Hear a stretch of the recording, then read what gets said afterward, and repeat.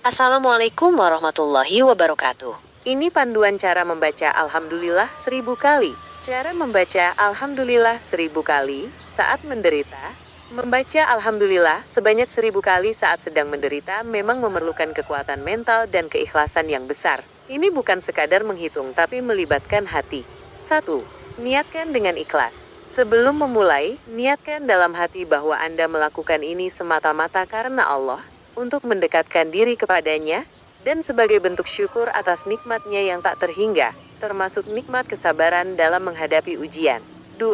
Pilih waktu dan tempat yang tenang. Waktu terbaik adalah setelah sholat subuh, saat suasana masih hening dan pikiran lebih jernih. Carilah tempat di rumah yang tenang, agar Anda bisa fokus tanpa gangguan. 3. Gunakan tasbih atau jari. Untuk membantu menghitung, gunakan tasbih digital, tasbih manual, atau ruas jari Anda.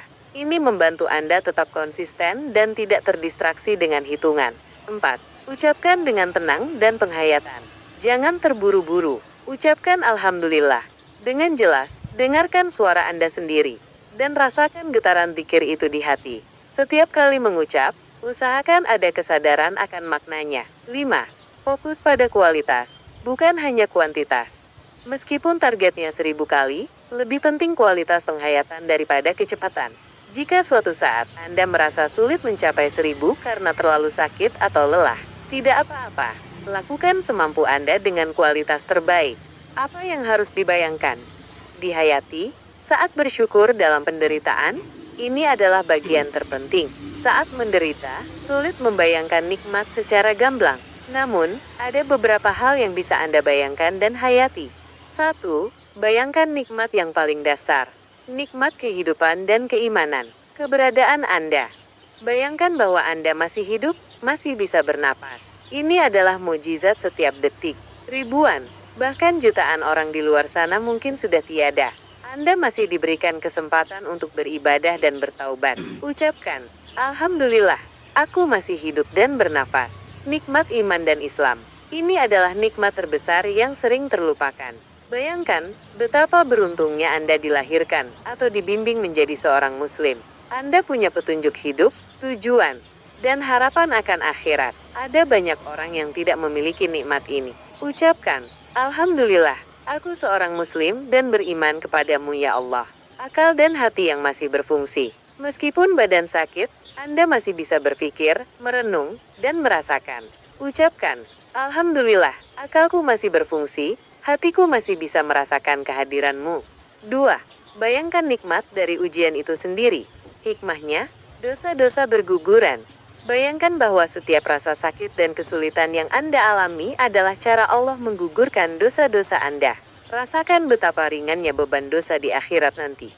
Karena ujian ini, ucapkan, Alhamdulillah. Dengan ujian ini engkau ampuni dosa-dosaku. Peningkatan derajat. Bayangkan bahwa Allah sedang meninggikan derajat Anda di sisinya karena kesabaran dan keikhlasan Anda dalam menghadapi penderitaan ini.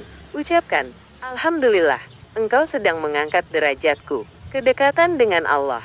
Bayangkan bahwa penderitaan ini justru membuat Anda lebih sering mengingat Allah, lebih sering berdoa, dan merasa lebih dekat dengannya dibandingkan saat Anda sehat dan berkecukupan. Ucapkan, Alhamdulillah, ujian ini membuatku lebih dekat denganmu. Pelajaran hidup. Bayangkan bahwa ada pelajaran berharga yang sedang Allah ajarkan melalui kondisi Anda saat ini, yang mungkin tidak akan Anda dapatkan jika selalu dalam kemudahan. Ucapkan, Alhamdulillah, engkau mengajarkanku kesabaran dan kekuatan. 3. Bayangkan nikmat yang mungkin tidak Anda sadari, yang tersembunyi. Ketersediaan air dan udara. Bayangkan bahwa Anda bisa mendapatkan air untuk minum dan udara untuk bernapas secara gratis. Ucapkan, Alhamdulillah, air dan udara masih tersedia bagiku, orang-orang di sekitar Anda. Jika ada anggota keluarga, teman, atau tetangga yang masih peduli dan membantu Anda, bayangkan kehadiran mereka sebagai nikmat dari Allah. Ucapkan, Alhamdulillah, engkau kirimkan orang-orang baik di sekitarku, harapan dan pertolongan Allah. Bayangkan bahwa di balik kesulitan ini, ada janji Allah akan kemudahan dan pertolongan. Anda masih memiliki harapan akan kesembuhan, pekerjaan, dan kelapangan rezeki di masa depan. Ucapkan, Alhamdulillah, engkau adalah sebaik-baik penolong. Kunci utamanya adalah menerima keadaan dengan lapang dada dan mencari celah-celah nikmat, sekecil apapun itu, untuk disyukuri. Fokus pada apa yang masih Anda miliki, bukan pada apa yang hilang atau yang belum ada. Setiap alhamdulillah yang keluar dari hati yang tulus, meskipun dalam penderitaan, akan sangat bernilai di sisi Allah, dan insya Allah akan membuka pintu-pintu rahmat dan rezeki dari arah yang tidak Anda duga. Wassalamualaikum warahmatullahi wabarakatuh.